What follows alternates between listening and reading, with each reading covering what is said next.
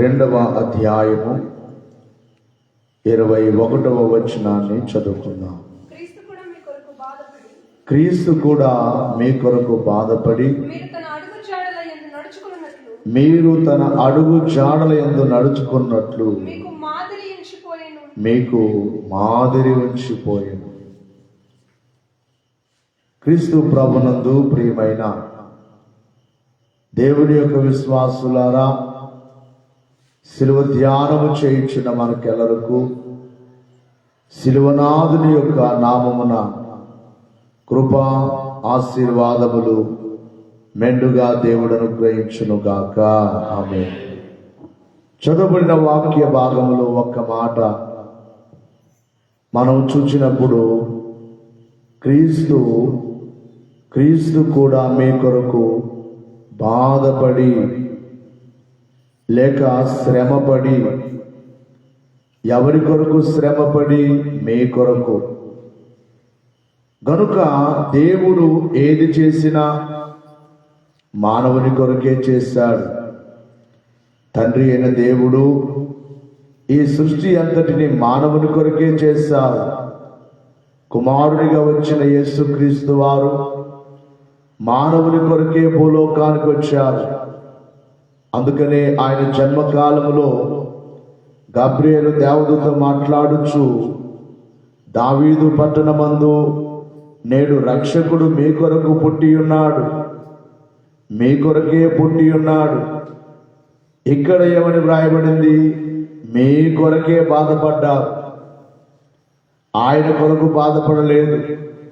మానవుడైతే తన కొరకు శ్రమ పడతాడు, తన కొరకు బాధపడతాడు. కానీ కొంతమంది అంటారు, ఎంత చేసినా ఎంత కష్టపడినా కూటి కొరకే అంటారు.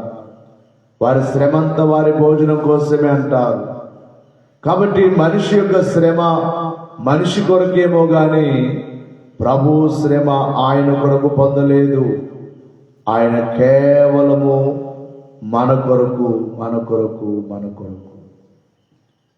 అందుకని దైవజనుడు కూడా కీర్తన పాడుచు అన్నారు, యేసు నీ కొరకే నిందాలొందే. యేసు మీ కొరకే, నీ కొరకే నిందలు పొందారు. ఎన్ని నిందలేశారో! చేయని నిందలన్నీ ఆయన మీద వేశారు, చేయని నేరాలన్నీ ఆయన మీద వేశారు. యేసు నీ కొరకే నిందలను పొందారు. క్రీస్తు యేసు నీ కొరకే హింసాలొందే. హింసింపబడ్డాడు. హింస అంటే ఈ భూలోకములో ఏ మానవుడు పొందని హింస, ఏ మానవుడు పొందని శ్రమ నీ కొరకే. ఈ మాటలు వింటున్న నీ కొరకే, ఈ భూమి మీద ఉన్న ప్రతి మానవుని కొరకే హింసింపబడ్డాడు. అనగా హింస, బంధింపబడ్డాడు, ఈడ్చుకుని వెళ్ళారు, కోర్టులో నిలబెట్టారు, ముఖం మీద ఉమ్ములేశారు, చేతులతో కొట్టారు, పిడికెళ్లతో గుద్దారు, మొల్ల కిరీటం పెట్టారు, 39 దెబ్బలు కొట్టారు, మొయ్యలే సిలువను ఎత్తారు. ఆ సిలువను మోయలేకపోతుంటే కొడుతున్నారు, తంతున్నారు. ఎంతగా హింసించారో! ఆ హింసంతా కేవలం మన కొరకే.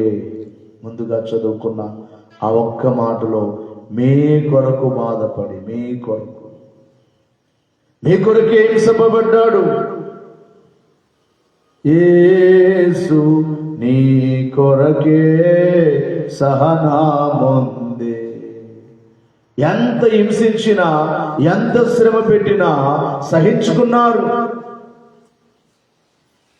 మనమైతే సహించుకోలేము. ఒక దెబ్బకు కూడా సహించుకోలేము, ఒక మాటకు సహించుకోలేము, ఒక మాట అంటే సహించుకోలేము. ఎందుకు పడాలి మేమంటాం? ఇంట్లో వారే అంటే పల్లె మనోడే కదా, లేకపోతే నా తండ్రి కదా అన్నాళ్లే, నా భార్య కదా, నా భర్త కదా, నా పిల్లలు కదా, నా వారు కదా, ఒక మాట అన్నారులే అని అనుకోలేము, ఓర్చుకోలేము.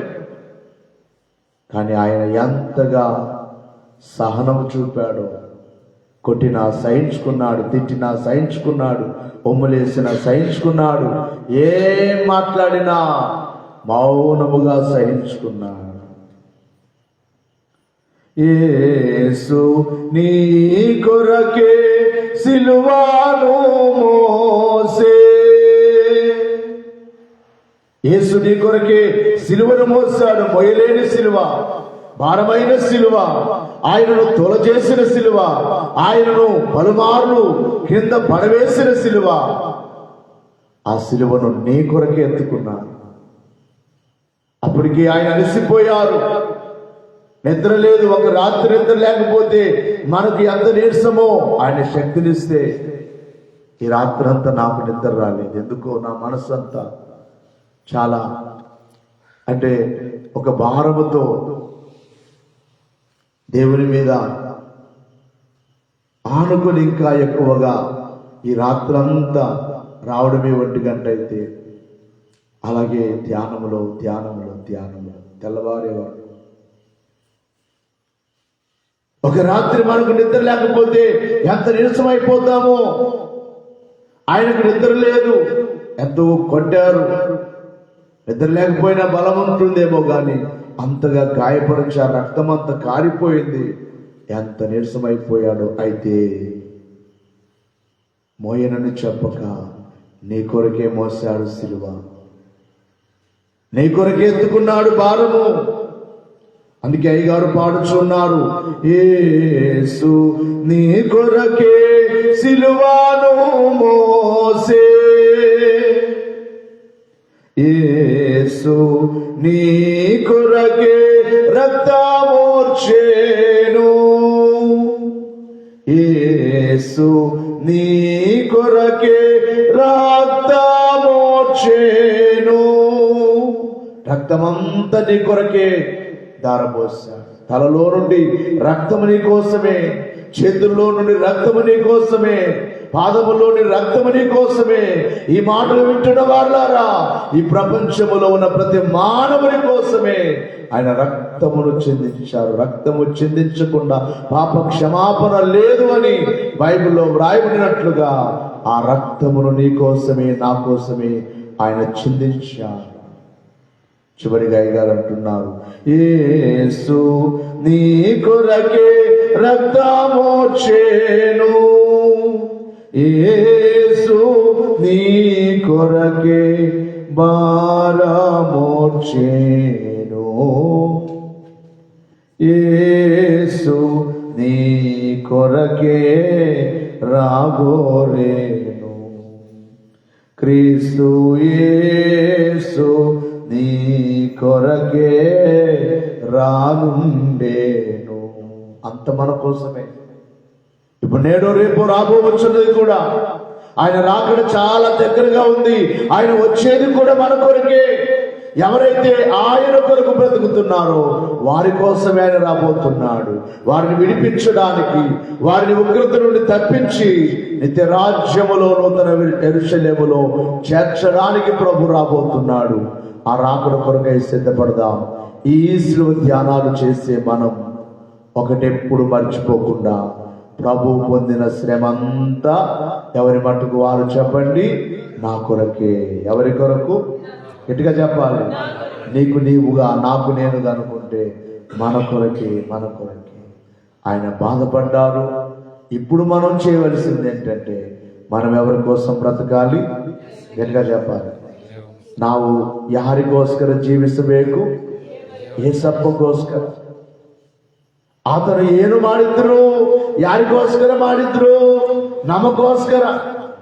ಆತನಿಗೋಸ್ಕರ ಏನು ಮಾಡಿಲ್ಲ, ಮಾಡ್ಕೊಂಡಿಲ್ಲ, ನಮಗೋಸ್ಕರೇ. ಏನು ಮಾಡಿದ್ರು ನಮಗೋಸ್ಕರೇ. ಆದರೆ ನಾವು ಕೂಡ ಈ ಲೋಕದಲ್ಲಿ ಯಾರಿಗೋಸ್ಕರ ಜೀವಿಸಬೇಕು? ಸ್ವಲ್ಪ ಜನ ಏನಂತಾರೆ, ನಾವು ಯಾರಿಗೋಸ್ಕರ ಈ ಲೋಕದಲ್ಲಿ ಜೀವನ ಮಾಡಬೇಕು, ನಮಗೆ ಯಾರ ಇದ್ದರು, ಯಾರಿಲ್ಲ ನಮಗೆ అంటుంటారు. అయితే నిజముగా ఈ సిలువ శ్రమ తెలిసిన నీవు నేను ఎవరి కోసం బ్రతకపోయినా ఒక్కరి కోసం బ్రతకాలి అనుకో. ఎవరి కోసం చెప్పండి అయ్యమ్మా? ప్రభు కోసం బ్రతుకుదాం, ప్రభు రాకకు సిద్ధపడదాం, మేఘం ఎక్కుదాం, అట్టి భాగ్యం దేవుడు మనకు దయచేయునుగాక. ఆమేన్. అందరు లేచి నిలబడి పరలోక ప్రార్థన చెప్పుకుందాం. పరలోకమందున్న మా తండ్రి, నీ నామం పరిశుద్ధపరచబడి, నీ రాజ్యం